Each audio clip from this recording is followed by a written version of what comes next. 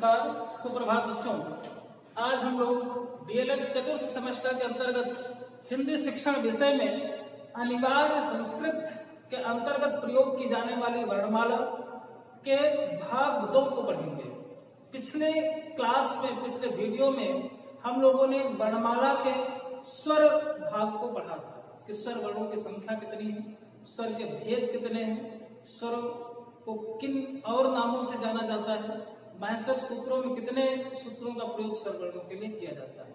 ये सब हम लोगों ने पिछली क्लास में वीडियो में देखा था।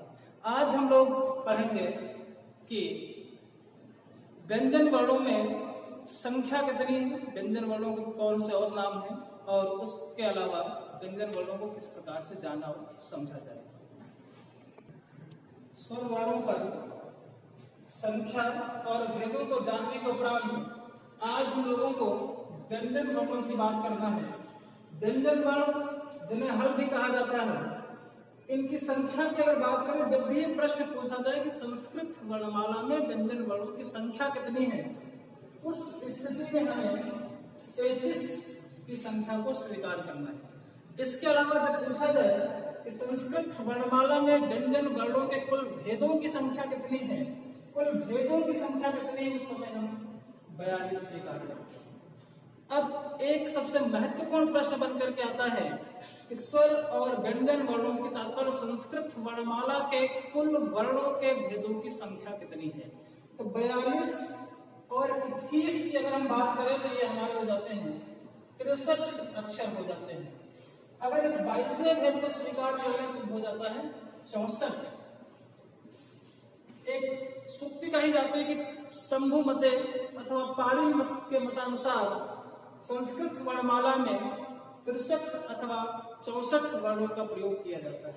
63 चतुष्षष्ठी वर्णा शंभु मते पाणिनि मता। इस प्रकार से कहा जाता है कि शंभु और पाणिनि के मतानुसार संस्कृत वर्णमाला में 63 अथवा 64 वर्णों की संख्या का प्रयोग होता है। 64वां अक्षर कौन सा है? ये वही नृ अक्षर है जिसका प्रयोग कुछ विद्वानों ने माना है कि प्लुत में होता है, अधिकांशतः लोगों ने नहीं स्वीकार किया है। फिर भी हम 63 और 64 इन दोनों संख्याओं को शैक्षिक रूप से स्वीकार किया जाता है। अब बात करते हैं व्यंजन वर्णों में 33 वर्णों में 42 भेद कौन कौन से हैं। तो सबसे पहले व्यंजन वर्णों का हम विभाजन कर लेते हैं और इस विभाजन के क्रम के आधार पर हम देखते हैं, हम लोग व्यंजन वर्णों के भेदों पर चर्चा कर लेते हैं। व्यंजन वर्णों की जो संख्या है और भेदों में जो अंतर है वो कौन कौन से हैं, उन्हें किस किस नाम से जाना जाता है, प्रत्येक नाम के कितने व्यंजन वर्ण हैं और उनको किस प्रकार से उनका परिचय है। जैसे बात कर लेते हैं स्पर्श व्यंजन। स्पर्श व्यंजन वर्णों की संख्या कितनी है?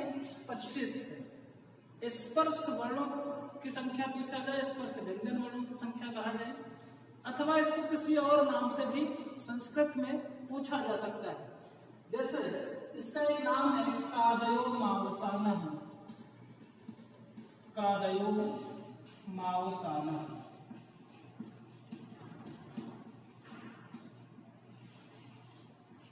अब इस प्रकार से लगता है कि सूत्र है बड़ा जटिल सा होगा, लेकिन है बड़ा सरल। का आदि मा अवसान, अर्थात जहां आदि का तात्पर्य प्रारंभ से, का से प्रारंभ करके माँ के अवसान तक, अर्थात माँ के समाप्त होने तक या माँ पर समाप्त करने पर वर्णों की संख्या जितनी होती है, जो वर्ण होते हैं उन्हें वो स्पर्श व्यंजन कहा जाता है। अर्थात का से लेकर के माँ तक जो पांचों वर्गीय व्यंजन हैं उनकी संख्या 25 है, उन्हें स्पर्श वर्ण कहा जाता है। इन्हें वर्गीय व्यंजन भी कहा जाता है क्योंकि ये जो 5 वर्ग हैं, का से लेकर कवर्ग, चवर्ग, टवर्ग, तवर्ग एवं पवर्ग।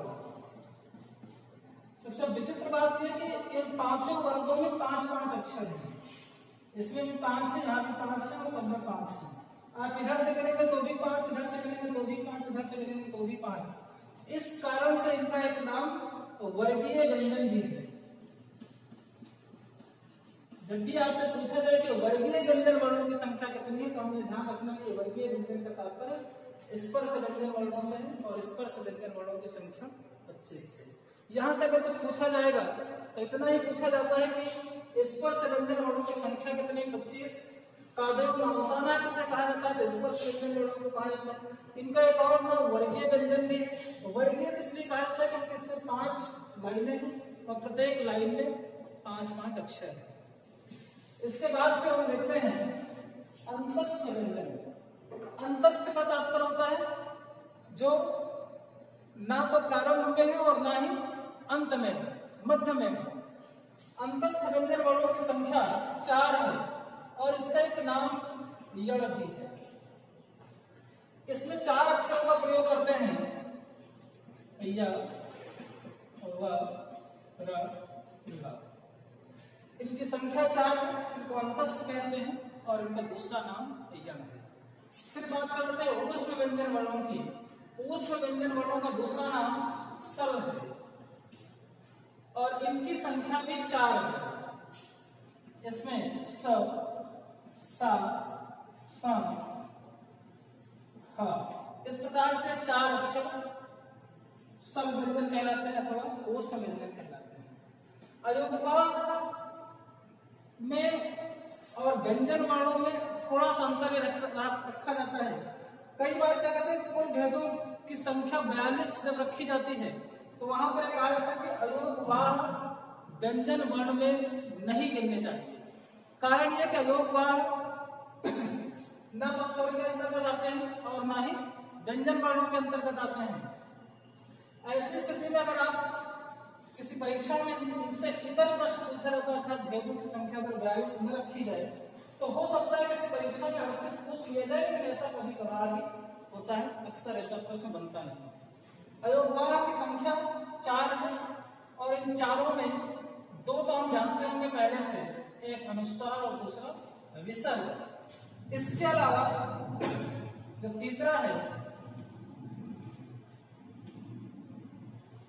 वो है जिह्वा मूली और इसके अलावा जो चौथा है वो है उपधमानीय। अनुस्वार वर्ण अयोगवाह वर्णों की जब बात की जाती है तो अनुस्वार और विसर्ग को हम जान रहे होते हैं, जिह्वा मूली और उपधमानीय वर्णों को शायद हम भूल जाते हैं। जिह्वा मूली का तात्पर्य कि ऐसे अक्षरों का प्रयोग जब भी का के बाद का अथवा खा के बाद खा का उच्चारण करते हैं लगातार, तो उस स्थिति में हमारे जिह्वा किस प्रकार की स्थिति बनती है, अर्थात इस प्रकार का उच्चारण बनता है। जैसे कहा जाए कि बालक खाता है, अब का के बाद हम तुरंत खा का उच्चारण कर रहे हैं, बालक खाता है। का और खा के बीच में जिह्वा की जो एक विशिष्ट प्रकार की आकृति बनती है, उससे जो ध्वनि निकलती है उसे ही जिह्वा मूली कहा जाता है। आप जब भी कहेंगे बालक खाता, तो का और खा के बीच में थोड़ी सी हा जैसी आवाज आती है। पूर्ण रूप से हा की आवाज भी नहीं आती, लेकिन थोड़ा सा प्रतीत होता है कि हा जैसी आवाज यहाँ पर है। अर्थात हम लोगों ने जो विसर्ग पढ़ा है, विसर्ग को पूर्ण रूप से हा की तरह कहा जाता है, उच्चारित किया जाता है, लेकिन यहाँ पर पूर्ण रूप से उच्चारण न होने के कारण इस विसर्ग को आधा कर दिया जाता है और आधे विसर्ग का उच्चारण ही जिह्वा मूली है और आधे विसर्ग का उच्चारण ही उपधमानीय होता है। जब भी आप पा के बाद ठीक बात खा का उच्चारण करेंगे उस समय उपधमानीय अर्थात जिह्वा में इस प्रकार की आकृति बनती है और आधे हा का उच्चारण होता है। ठीक वही स्थिति जिह्वा मूली में का के ठीक बाद खा का उच्चारण करने पर इस प्रकार की स्थिति आती है। ये अधूरा विसर्ग है, विसर्ग का आधा भाग, इसलिए इसे इस प्रकार से लिखा जाता है। फिर हम बात करते हैं यम वर्ण की। यम को जानने से पहले हम थोड़ा जान लें कि अलंकार हम लोगों ने पढ़ा था यमक। यमक अलंकार में क्या था कि जोड़े की बात की जाती है। यम का तात्पर्य क्या होता है, जोड़ा। चाहे आप ये कहें कि जोड़े में प्रयुक्त होने वाला अक्षर है, चाहे आप इसे यम वर्ण कह दीजिए। इसका तात्पर्य होता है कि जब भी स्पर्श व्यंजन के अंतर्गत आने वाले वर्णों को क्रमशः 2 बार प्रयोग किया जाता है। जैसे का के बाद ठीक का के बाद फिर का प्रयोग कर लिया जाए, खा के बाद फिर खा का प्रयोग कर लिया जाए, का के बाद गा का प्रयोग और घा के बाद घा का प्रयोग कर लिया जाए। इस प्रकार से जब वर्णों का प्रयोग किया जाता है तो उसे यम वर्ण कहा जाता है। अब इसमें हमें ध्यान रखना कि यम का तात्पर्य है कि जोड़े में, जब भी कोई अक्षर जोड़े में हम प्रयोग करेंगे उस परिस्थिति में उसे यम वर्ण कहा जाता है। जब भी स्पर्श व्यंजनों में प्रत्येक वर्ग के अक्षर को उसी के बाद उसी अक्षर का प्रयोग किया जाएगा, तो उसमें जो पहला अक्षर होगा वो अधूरा प्रयोग किया जाएगा, आधा प्रयोग किया जाएगा, वो पूर्ण रूप से नहीं होगा। जैसे क, ख, ग, घ आप देख रहे हैं। इससे जुड़े हुए शब्दों की अगर बात करें तो एक शब्द जैसे होता है कि पलिक्कमी। अब इसमें हम देखते हैं कि ये अक्षर पूछे कि ये कौन सा अक्षर है, तो इस प्रकार के अक्षर को हम यम वर्ण कहा जाता है अथवा यम अक्षर कह सकते हैं। अब ऐसी परिस्थिति स्पर्श वर्णों के पांचों वर्गों में हो सकती है, चाहे वो कवर्ग हो, चवर्ग हो, टवर्ग हो, डवर्ग हो, अर्थात किसी भी प्रकार का वर्ग हो, पांचों वर्गों में ऐसी स्थितियां आती हैं। और पांचों वर्गों में ऐसी स्थिति होने के कारण प्रत्येक वर्ग में चार चार हो सकते हैं। तो कुल मिलाकर हम कह सकते हैं चार प्रत्येक वर्ग में और पांचों वर्गों में मिलाकर के 20 अक्षर ऐसे यम वर्ण हो सकते हैं। जहां से प्रश्न बन सकता है कि यम वर्ण की संख्या कितनी है, तो 4। अधिकतम भेद कितने बन सकते हैं, 20। लेकिन हमें ध्यान रखना है कि प्रत्येक वर्ग में वही नियम लागू होने के कारण इसकी संख्या हमें केवल 4 ही स्वीकार करनी है। फिर हम देखते हैं कि एक अंतिम भेद है द्विस्पृष्ट। अब इसमें हम देखते हैं कि वर्णों की संख्या की अगर बात करें तो 2 होते हैं। इस प्रकार के 2 अक्षर लिखे हैं, ढ और ढ, ऐसे अक्षरों को द्विस्पृष्ट कहा जाता है। परंतु संस्कृत वर्णमाला में दोनों भेदों को एक स्वीकार इसलिए किया गया क्योंकि इनके उच्चारण में जिह्वा के जो उच्चारण स्थिति है वो एक समान रहती है, इसलिए इनकी संख्या एक है, भेद 2 है और इस प्रकार से ढ और ढ इनका उच्चारण होता है।